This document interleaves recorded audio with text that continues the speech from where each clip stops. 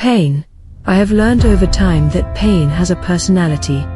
It can take over completely, to either paralyze you in defeat, or propel you in strength, to a place where you find purpose. It could be the pain of a business loss, a relationship gone sour, a failed career, a failed marriage, or, in my case, a child buried too early. Whatever your pain is, you can choose how to allow that pain to determine the outcome of your life.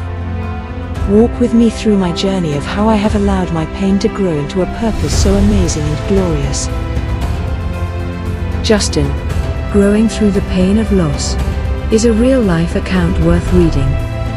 Get your copy from Amazon and other leading online retail bookstores.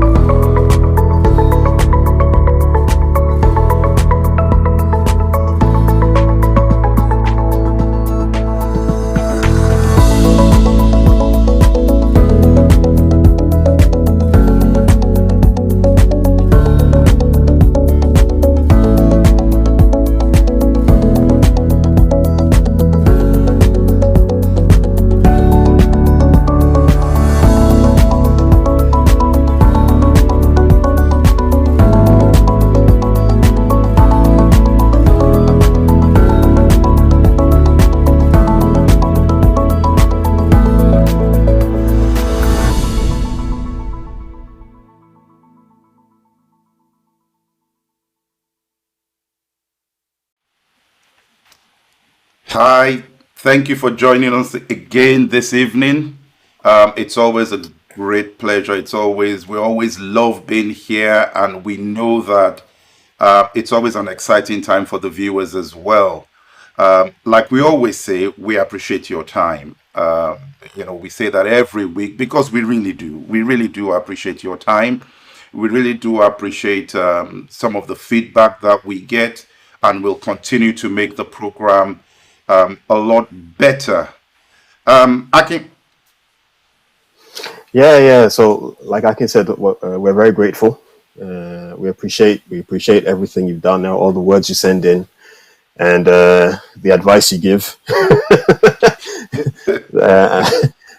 and all that. And I mean, the whole aim is, we want to get better, and hearing from you, it helps us accomplish that goal. So we Absolutely. appreciate you all. We appreciate you all Thank you. and all Thank that. you. Oh, Thank you. thank you so much. Absolutely. Absolutely. Yeah, Last week, we covered a few points as we take you through what you need to know before you publish that first book, or even subsequent books, because the experience might have been different the first time. And yeah, we touched on different points. We looked at self-publishing versus traditional publishing. And yeah. if you're on YouTube, there is a link on YouTube to the previous session. You can go back to that and look at that on our YouTube channel. It's on our Facebook page as well. If you're on Instagram, you'd have to go to Facebook or YouTube to see the previous recording, because that's gone off the story now.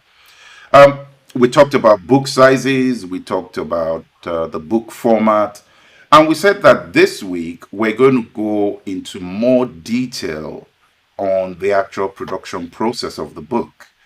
And I'm going to be bouncing a few questions off Aki to share some of the experiences that we've had from the many authors that we have worked with over the years. And we picked up a thing or two from working with them and making their book available in the trade.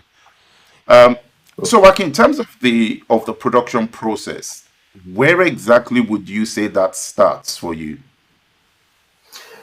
Um, for me and for us as a publishing firm, it starts, I'd say, the second we have that 1 hour talk.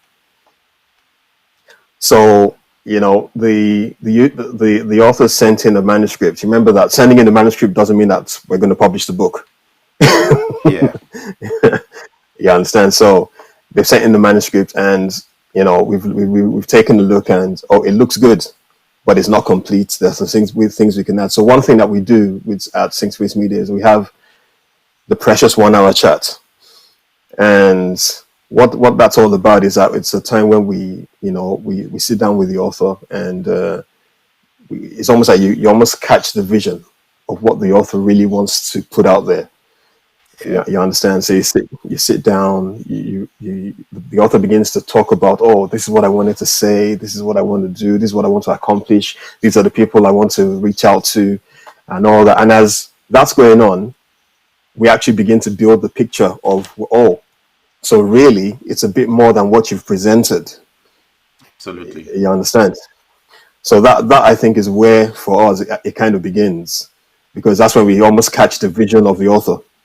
Yes, and I think that Yeah, 1 hour session, it's probably worth calling that out a little bit, because you mentioned yeah, it there.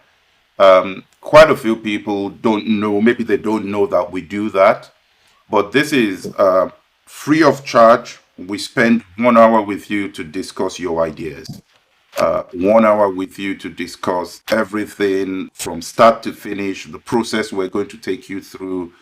And we don't want surprises. And we don't want you to have surprises along the way. We don't want to have surprises along the way, because that makes that journey much more interesting and engaging for us. So that 1 hour session, if you're out there, you're thinking of publishing a book, take advantage of it. I'm sure that you will get one or two things there. Even if you've published your book before, I think I've spoken to quite a number of authors, and some who had actually published other books before getting to us, and they said, wow, I never realized it was like this. So that transparency is quite important in that process. Yeah. yeah, yeah.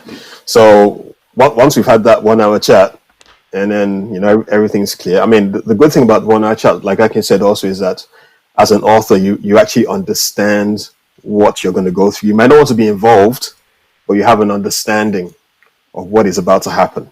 Yeah. So when we begin to say, oh, we're now on this phase, okay, yeah, okay, that's phase. Okay, I know where that is, where we've done this, and so you actually understand the process. So like I said, you might not want to be involved, but you have an understanding of what we're about to do and all that. So yeah, once we've got that, then it's time to perfect the manuscript. And I know you've done a lot of manuscript perfection in years gone by. I think that's an interesting point you raise, Akin. We touched on that a little bit last week, but I think it's Yeah. worth also revisiting that point, because a lot of times people get to us and they say, "Here you go, this is my manuscript." And more often than not, we find out that what they said was a manuscript was sometimes their notes, their thoughts that they put down and they scribbled down. Okay, they typed it in most cases. I don't think we've ever received any handwritten manuscripts. Not yet. Not yet, yeah. They all come typed, so that is a positive. Yeah. But as soon as you start to review that, we get ideas for the work, you have ideas for the work, and we step through that process. And I think one key point for us to mention here, Akin, is what we call manuscript structuring. And by manuscript structuring, what we mean is this. When you get to us, if your manuscript is not really at the stage where we'll call it a manuscript, then we have a pre-manuscript submission process. And this is where we work with you to develop the manuscript to get to a point where it then feeds into that production process. And why do we do that? Why do we do that? Aki, do you want to talk about the 90-day thing that we do here? Yeah. So the 90-day, well, our main goal is that from the first day that book comes out, or you present your manuscript, we're looking at 90 days from then. You should have your book in all the channels. You understand? So everything that we do is focused towards accomplishing that goal. Yeah. Now, obviously, there's some things that need to happen, like, when we make amendments, you as the author need to ensure that you go through and in a timely fashion get back to us. So it's not really just dependent on us to ensure that happens. But as long as we can work together as one, that tends to happen. I just want to backtrack a little bit, and I don't want anyone to be put off by the fact that, so that means that if I haven't typed 50 pages, then there's no hope for me as an author and all that. And I tend to use my experience as where I've helped people write songs, where someone will come with 2 lines and a vision.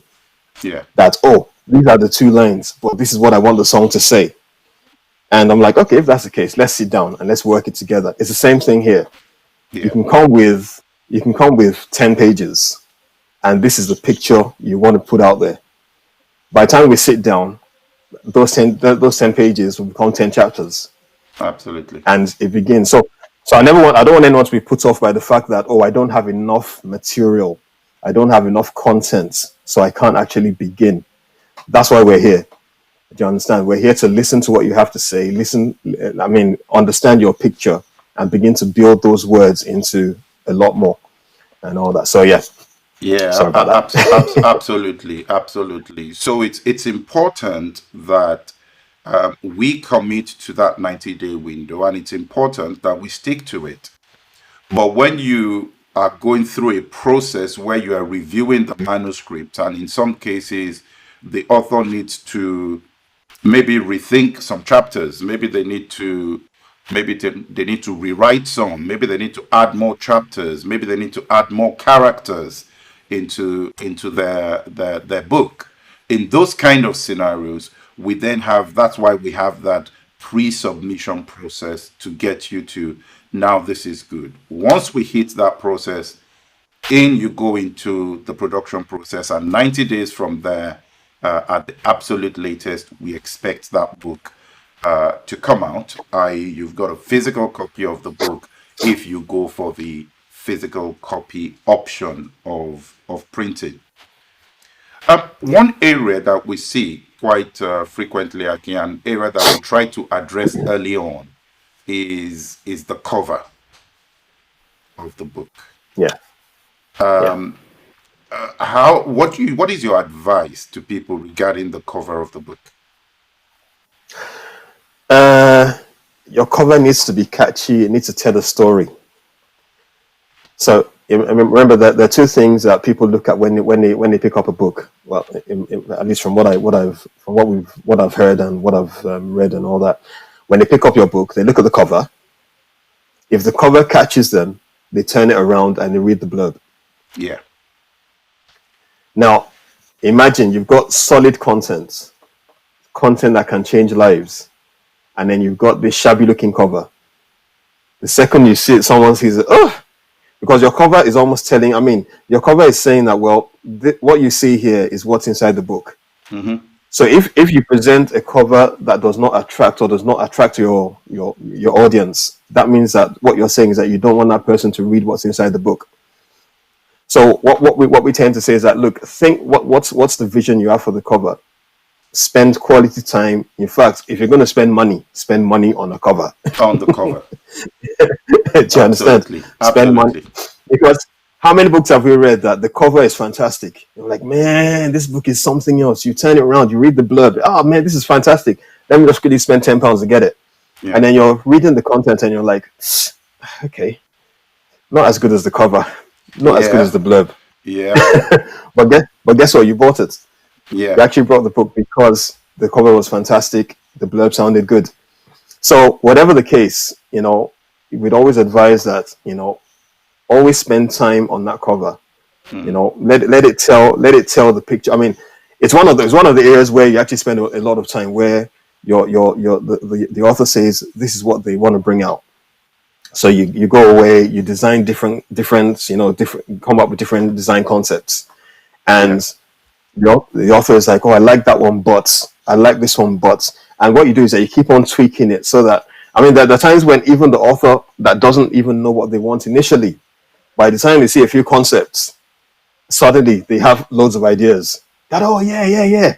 Can we put an eye there? Can we turn that eye into a nose? Can we, yes. And suddenly, their mind begins to explode.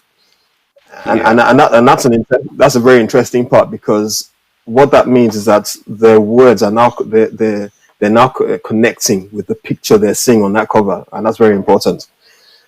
So ultimately, yeah.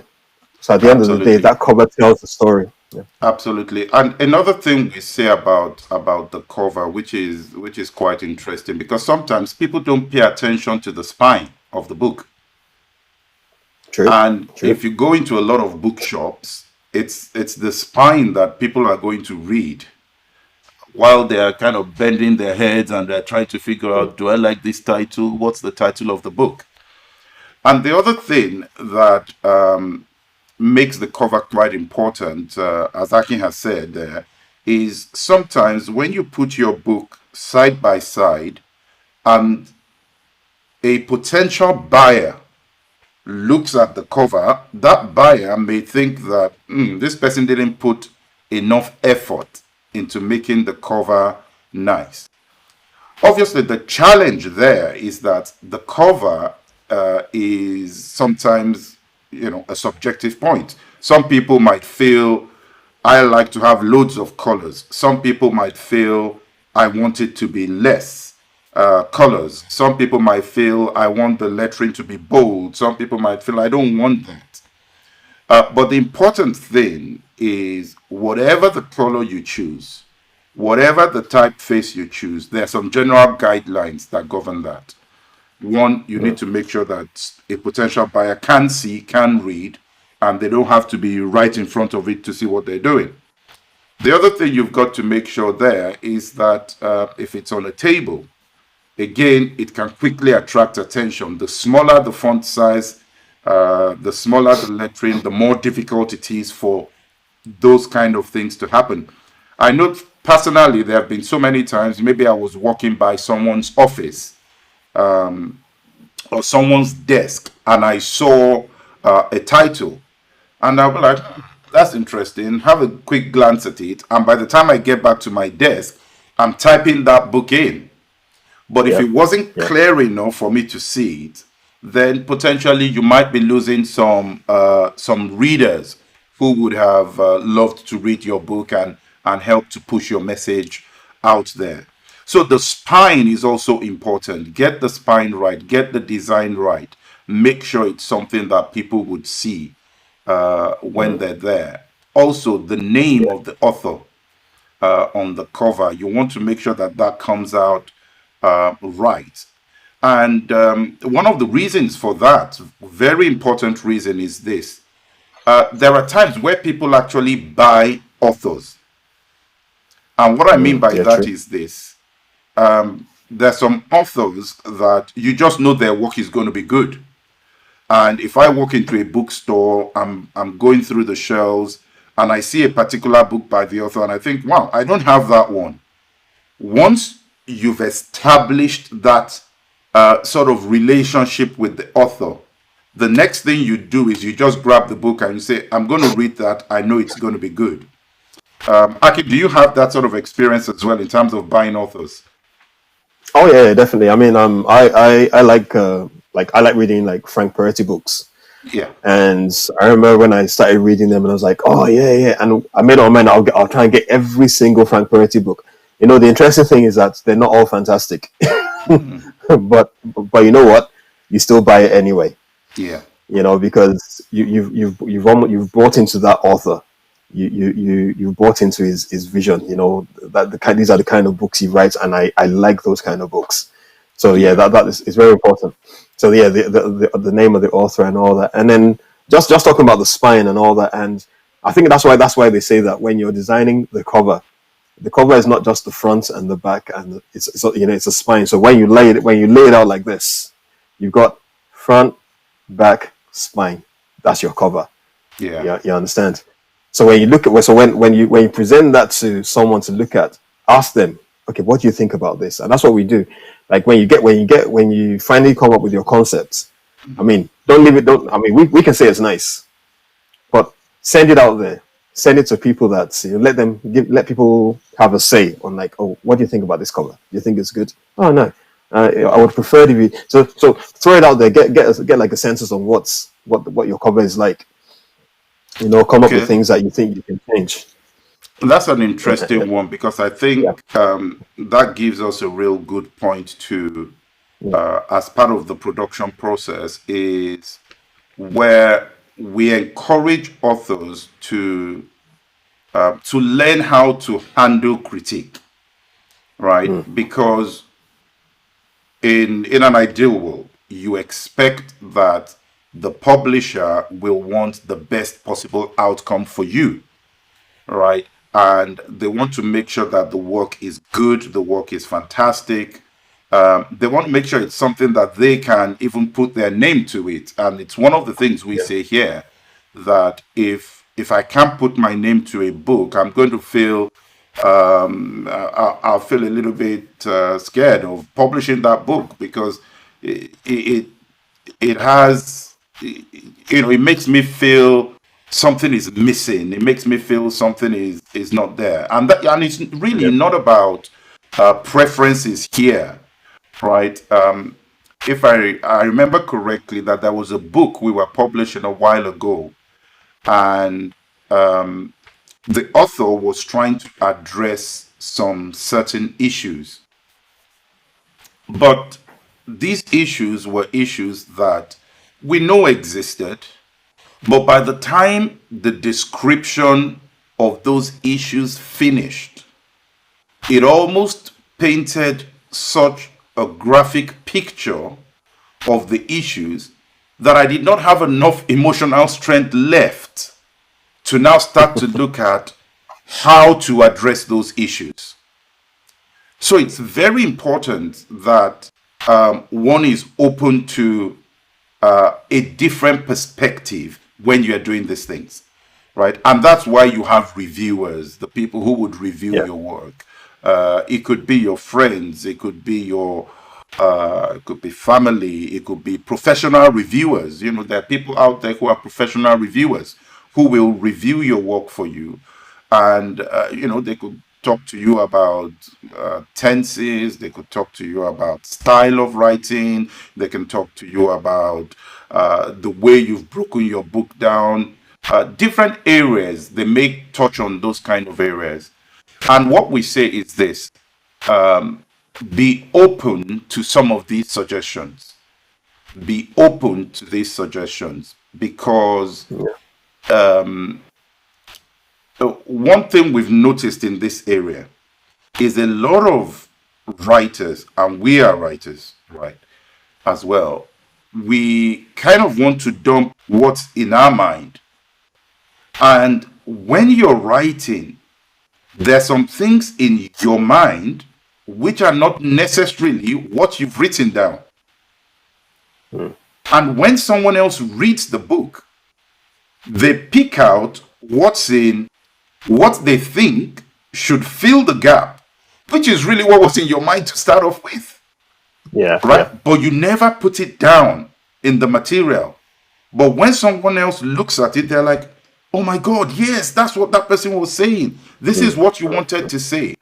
And it helps the process. And in the particular instance I mentioned, that author saw what we were saying, realized it, and eventually had a fantastic book at the end of the process. So handling critique of your work also does something to you, right? Akin, do you want to talk on just developing that personality that allows you to take criticism without taking it personal? Yeah, I mean, like you said, one thing you should always have in the back of your mind when you're giving, first and foremost, you need your reviewer to be real. Yeah. You know, even if it's a friend, it needs to be a friend that can tell you the truth. Because ultimately, what's happening here is that when your book is reviewed by a real reviewer, not only is your book getting to be better, but it's building you as a person. You get to realize that, so you realize on your next book, it actually makes you a better writer. Absolutely. Do you understand? It makes you a better writer. You just realize, oh yeah, this is what I missed the last time that they told me. I'm not going to miss it this time around. And you realize that you're thinking about those things as you're writing again, you know, and ultimately you're a better writer. You've got a better product out there, and it's fantastic. But the thing about it is that what I normally say is that, you know, it's always constructive criticism, isn't it? Yeah. So if I read a book, if I'm reviewing a book for someone, I mean, I don't say, oh, that doesn't sound nice. I'm like, what are you trying to say there? Now, it's now up to you to paint the picture and tell me what you're trying to say. Now, if you're struggling to tell me what you're trying to say, then that means you're not saying it. Absolutely. So, absolutely. So that means, and it means the reader will struggle with that as well. Exactly. So what's happening there is that, suddenly the author now realizes that, that's true. Even though this is what I'm trying to say, I'm actually not saying it.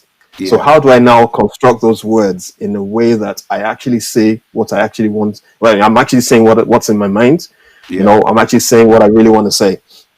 So that's the thing about it. So whenever someone's reviewing something of mine, the picture is always, you know, this person is trying to make me better, not that he's trying to bring my work down. And that's always the picture you should have when someone's reviewing your stuff. Don't think that, well, have you written a book? So how do you know? How do you know that's not right? You know, the thing about it is that person is telling you that if I was reading this book, I'd expect to see this, but it's not there. Is there a reason why it's not there? Yeah. If you can't explain why it's not there, then maybe there's something wrong. Absolutely. You know? So, yeah. So that's what I'd say. I mean, always have a real reviewer, someone that you trust, that can always tell you the truth and be ready to learn. Always have a heart that's willing to learn. Do you understand? We normally say that, look, at times when you bring these things, even though to you it might be complete, think of it as a skeleton. Yep. Because as you send it out there and people read it, flesh is added, and it becomes whole. Absolutely. Do you understand? So So yeah, that's what I'd say about reviewing and being able to take it. Yeah, and I You think know, what one thing that's important there is that that's actually building you as an individual, right? true. Because you see, the thing is this: in a lot of cases, you don't know what reception is going to be like out there. There's so many authors, they wrote the first book and the second book and the third book, and then suddenly the next book came out, and that next book became the hit. But you see, if you had stopped with the first book and you had Yeah, said, oh, reception was bad, then you would never have hit the book that became the hit. And it's one of the principles here that in whatever you do in life, you need to learn to handle that criticism. You need to learn to handle when it feels like it's not going your way, when it feels like, sometimes the people who we think don't understand our vision are really the best people to help us shape that vision into what it needs to be. So if yeah, you attack them, one thing you're guaranteed of is that the work is not going to be as good as it should be because you rejected the people who could have helped you to get there. Obviously, there is a true. balance, which is what Aki was saying there. And that balance is when you get it to a point where you recognize where somebody is trying to put you down versus when someone is trying to make you better. You see, you need wisdom to understand those two things, right? When someone is trying to put you down and when someone is trying to make you better, you need to understand that. So the point is there is a character development thing there that needs to Yeah, be addressed if you want to get yeah, the best quality. One of the things we say here is that Aki is the really creative genius in what we do. So when it comes to covers and things like that, I just defer to Aki. Sometimes I try my hands out on it, but when Aki comes back and he says, I'm not so sure of that," I'm not like, "What do you mean you're not so sure? Why don't you like my cover? Don't you like the way I did it?" Because by the time you make those subtle adjustments and you see the final thing, yeah, we also say, yeah, I get it. I like what this person is saying here.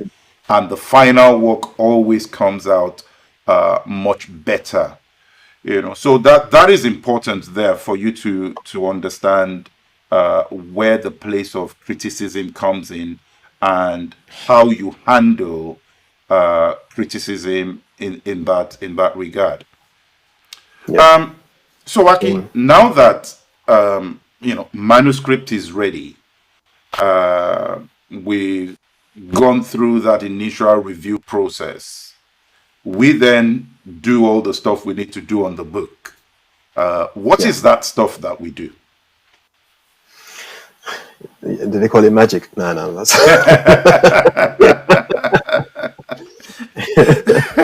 nah.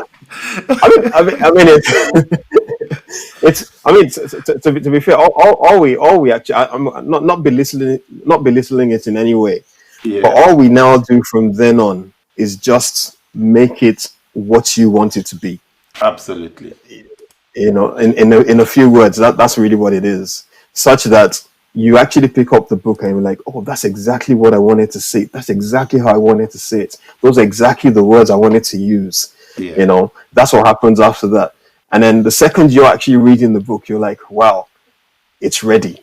It's almost like, wow, how did you know that's what I was talking about? And I yes, think, like I said, it all goes back to almost that 1 hour that we spent in the beginning, just trying to understand the person's vision. I remember one book we worked on not too long ago, and she had a specific message she wanted to get out there in a novel, and we looked at it and it was like, okay, this message that you want to get out there, you're saying that you don't want to add some things because you're a Christian, but to actually get that message across and get that novel out to the world, there's some things you just needed to say that you couldn't get away from. So the yeah, question was like, where do we get that balance where, okay, you don't want it to hit the fact that you're a Christian, but then you want that message to be real? So they're complicated situations, but you sit down, you're like, why don't we word it like this? If you put it like this, it's graphic enough. The reader can see exactly what's happening without it being too, you know, too, no, too too graphic. Yeah, do you understand? But there's a way we can do all those things where it's just enough, just enough to catch the reader's attention. And I think it's just those little subtle things and all that, the use of words, the use of tenses and just structuring the whole thing that brings it all together. How you can take, remember parts where someone would write and say, oh yeah, this is my chapter 1 and this is my, and then you look at you're reading the whole thing and you get to chapter 9, you're like, why is chapter 9 here? This should have happened in chapter 3. Absolutely. You understand? So it's almost like at times, and not exaggerating, at times it's a total restructuring of chapters. Yeah. You understand? And by the time you present it to the author, you're like, oh yeah, it makes sense and all that. Most of the time, and I won't lie, most of the time we do it sometimes without actually telling the author what we're going to do. Yeah. Because you could get to that stage, and by the time just imagine you tell the author that what is in chapter 10 needs to be in chapter 3. You're going to spend 1 week explaining why, that's going to happen. But you take chapter 10, put it in chapter 3, and let the reader read it, or let the author read it. Say, oh yeah, that's where it's meant to be. So that's that's the magic. It's the restructuring that now brings puts the book just to put in the book together. That's the next stage. A quick point before we come back and we finish this point on restructuring that you're talking about there in the production process. There's a question on Facebook here that says, when they say don't judge a book by the cover, how does that add up? That must be someone who has a philosophical mind. but we say that a lot. But what the issue, the problem, or not the problem, the issue is that we're human beings. So just imagine someone sees me and say, oh yeah, that guy is always smiling and laughing. He's not a serious chap. What have you done? You've judged me by my cover, right? Mm-hmm. Oh, well, actually, you judged by what you've seen, and then you've bought into it. But you know what the catch is? You've actually bought into it, and that's where the difference is. So even though we say don't judge a book by its cover, most of the time, you in a funny way, you actually initially judge the book by its cover. And then later on, maybe something happens and you realize that, oh, guess what? I actually got to speak to that chap and he's not who I thought he was. Now, the second you say that statement, what you said is that you actually thought he was something else. Yeah. Because of what he looks like. So my take most of the time is that we shouldn't judge a book by its cover, but most of the time we do. Hence the reason Something why attracts the cover you in the first place. Yeah. That's what it is. Something attracts you in the first place, yeah. Yeah, and that's kind of human. Mm-hmm. Do you understand? You can talk about when a guy sees a fine lady and say, man, and then while all that's happening, something happens and she's not who I thought she was. But guess what? But you weren't saying that when you saw her initially, though. Yes. But there's an element there, though, Akin, of what someone might refer to as stereotyping, right? Oh yeah. Because you've and again, it's an interesting point to be fair, because if you have been accustomed to a certain level of quality, right, or a certain quality standard, the minute you see something that doesn't meet that standard, the likelihood is that you move away from it because you feel that, well, yeah, that person hasn't done enough. And you're right, there might be instances where that would be true, where someone hasn't done enough, and that's why the cover doesn't look great. But in most cases, you will find out that those are probably the exceptions, right? When people say Sure. don't judge a book by the cover, if you look at, if you go somewhere, for example, and maybe you are someone that uses a hall for events, and you go outside, the whole of the outside of the building is unkept. You won't suddenly expect that you get inside and you'll be wildly surprised by what you would see. But in some cases, you do. You could. Yeah, Yeah. in some cases you do. And what that says to me is, don't make that snap judgment, right? Because there's an important point about the cover that we haven't touched on. And maybe we should touch on this as well. There's so many things that are coming to mind. Goodness. Yeah. It is the title. The title. There have been times where people have come to us with a completely different title for the book. And by the time you finish reading, you are saying, hang on. It seems like you're talking about this. And maybe your title will be better called something else. And we make a few suggestions to the author to help them along that line. And I think the title does a lot actually for your book. Yeah. It does a lot, because a lot of people see this, right? And again, we're still talking about the production process, by the way. The title. I hope we've answered that question, though. I hope that's okay. Okay, so okay, the person has said good. All right, so all good then. So it looks like they're happy with the response there. All But right, yes, cool. as part of that production process is the title. And one of the reasons a title is so important nowadays is that people buy to an area of need or an area of interest, right?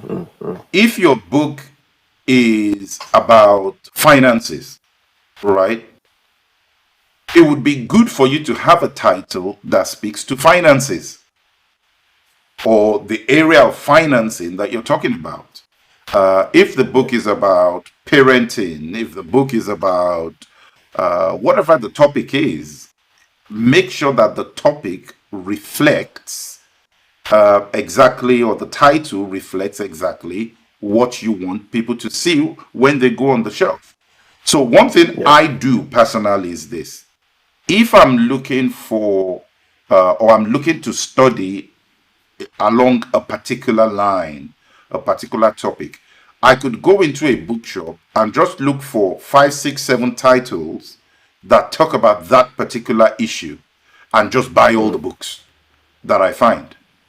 But the reason I bought all those books was not because I knew 100% what was inside. No, we followed the process. Look at the author. Yep, I know this author.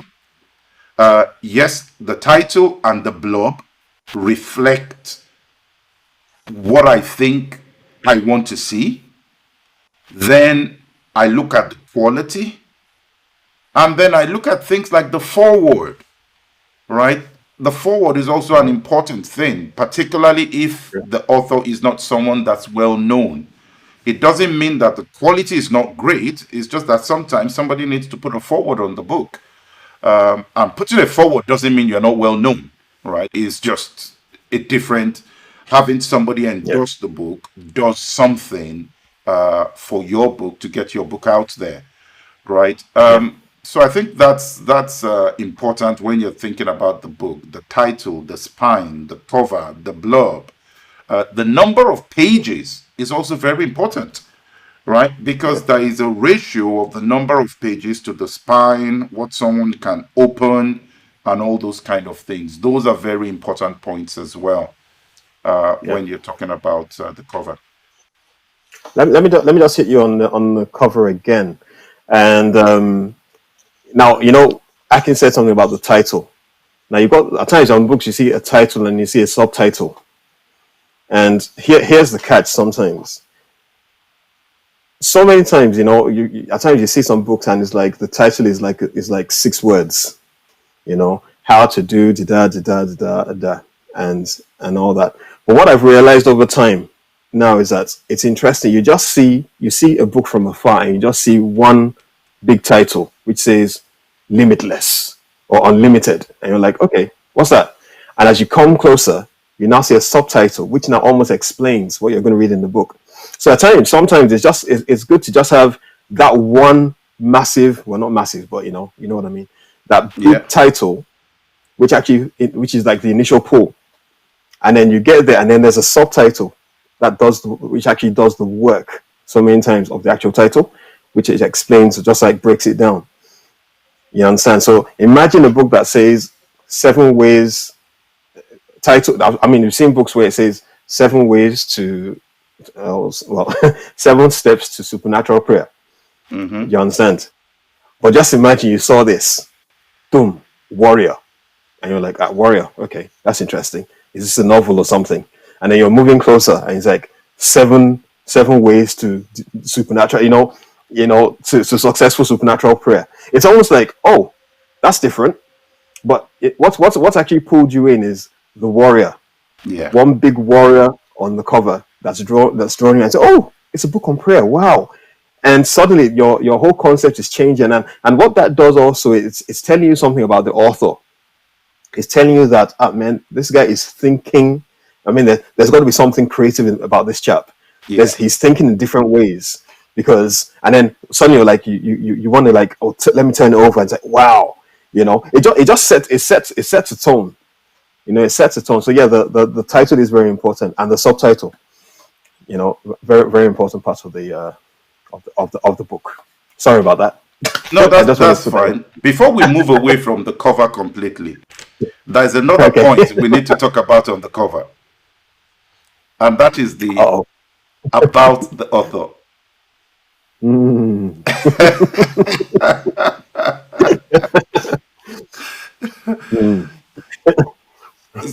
So sometimes we've seen cases where about the author might come in a lot more than the blog. And you really want to refine that down, because at this point in time, people want to know about the book more than they do about the author. Of course, the author is important. You wrote the book, but it's also important to learn how to craft the bit about your story.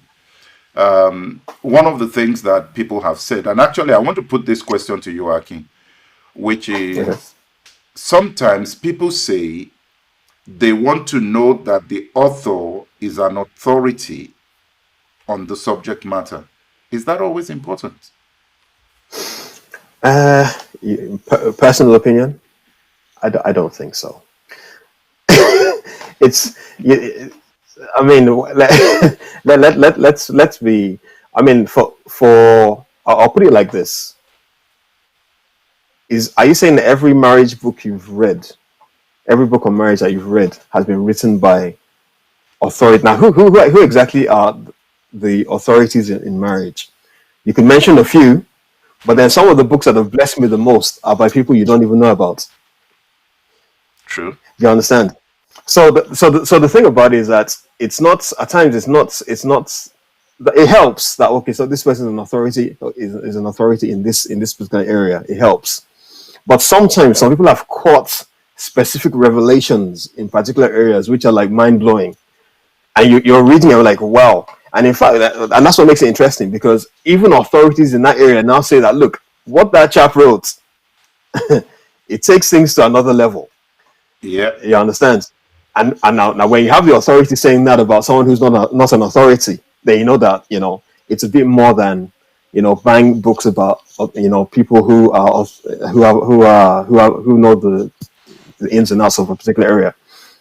The interesting thing I see there, Aki, on that point, is also this: the fact that sometimes, in fact, not just sometimes, every time, right? Yeah. there is a creative element that goes into writing. Secondly, there is the element of personal experience, right? So you might have someone who maybe has had experiences of where they failed in business, writing a book about how to make it in business because they've learned from their experiences, they know what they need to do, and then they move on. So you could have those kind of issues that one needs to address. And in a lot of cases, people write from that position of personal experience. They write from that position of what they went through, what they've been through. And for people who write books from, say, maybe a Christian background or church-based background, you write from what you have seen in the Word of God, right? Yeah. I remember one person who went to the late evangelist T.L. Osborne and said to him, I want to write a book on healing, but I have sickness in my body. And T.L. Osborne said to him, well, you may not believe what you are writing, but somebody else reading your book may believe what you have written.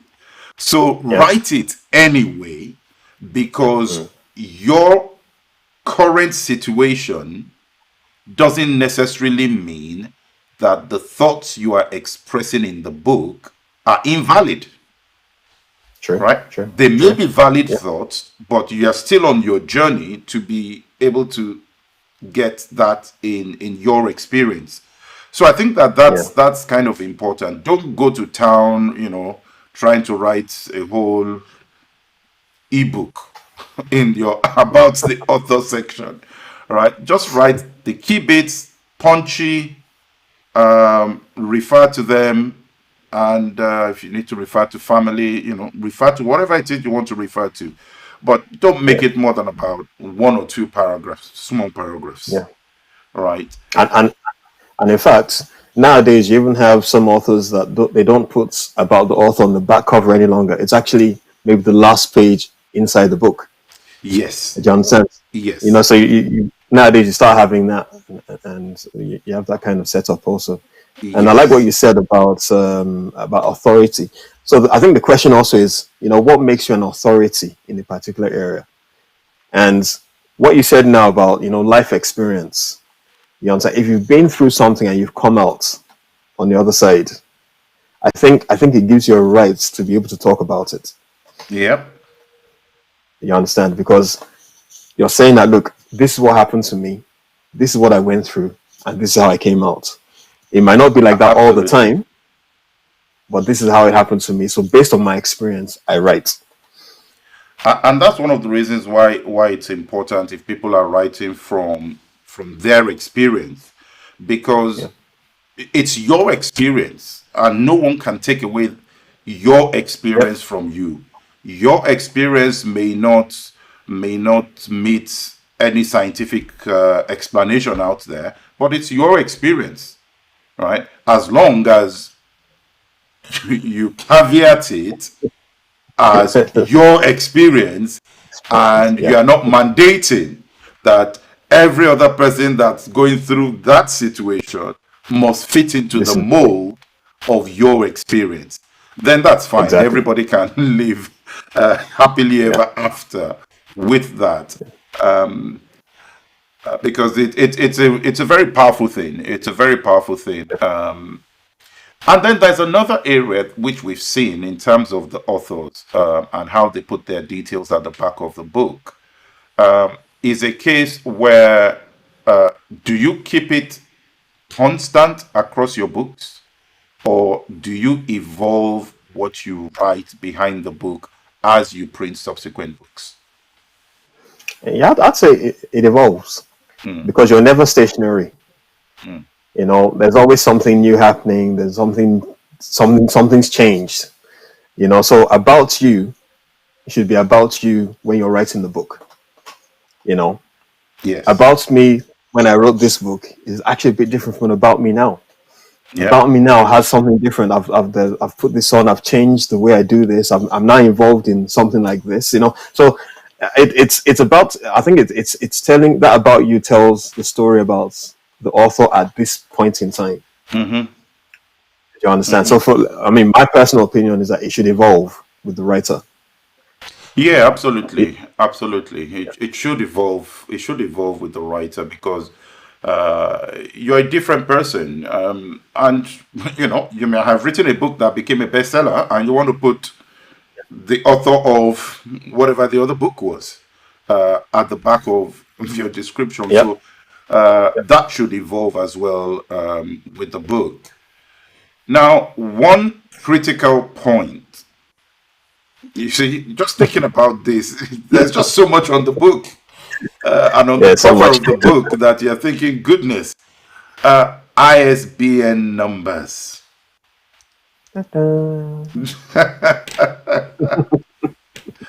Do you still Yep. see any books nowadays without ISBN numbers? Well, they're few and far between. You understand? I mean, like we kind of touched on last week. If you want your book to be picked up anywhere in the world, it needs to have a level of identification, Yeah, and that identification is what you just mentioned now. absolutely. So with that ISBN number, I can be in any part of the world and say I need to pick up that book. If I have that ISBN number, I pop it in. That book comes out, I can order it. Yeah. That's how you identify your book. But a book that has no ISBN number, it's got a title. I mean, I can't How are you going to even look sell for it it? online. How are you going to get it online? I can't even search for it. You understand? So I mean, you'd say that anyone that writes a book that hasn't got that, is you're limited in your thinking. That means you've automatically put a limitation on that book, Hmm. that it's not going to go beyond these four walls. Yeah. If you want Yeah. your book to be out there for the world to read, then someone needs to be able to identify it, and with that, you need an ISBN number or an ISBN. Sorry. Okay. So, um, given the time we've got left, and looking at our guide here, it looks like we're going to have a third session on this now. Oh no. Okay. Okay. So I think what we'll do is, can we do next week? Yeah, I think we can. We should be able to. Yeah. Okay.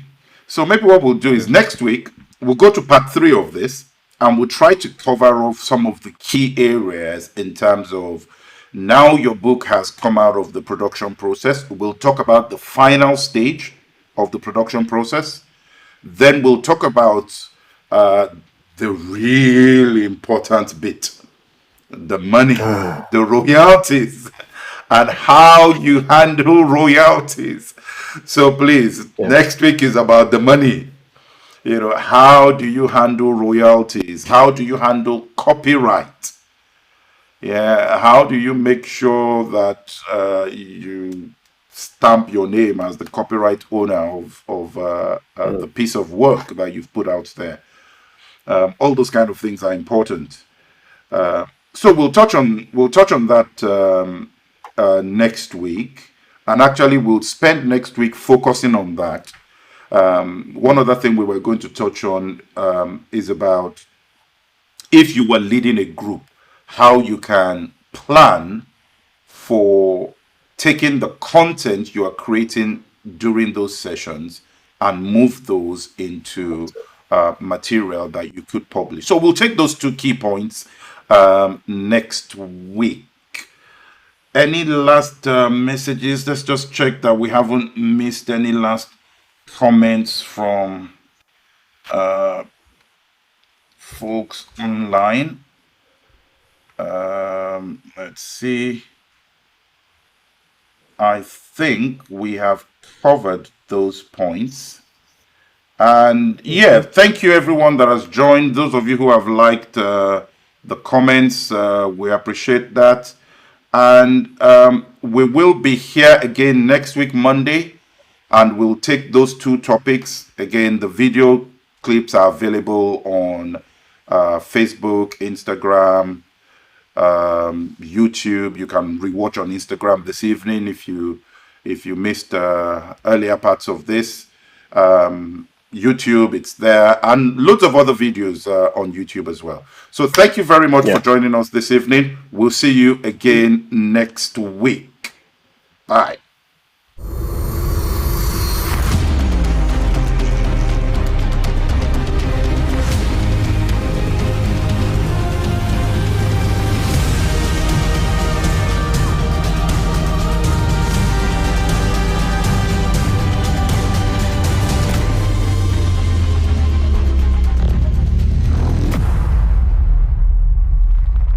Have dreams that you would love to see fulfilled? Then, Desire to Destiny is for you.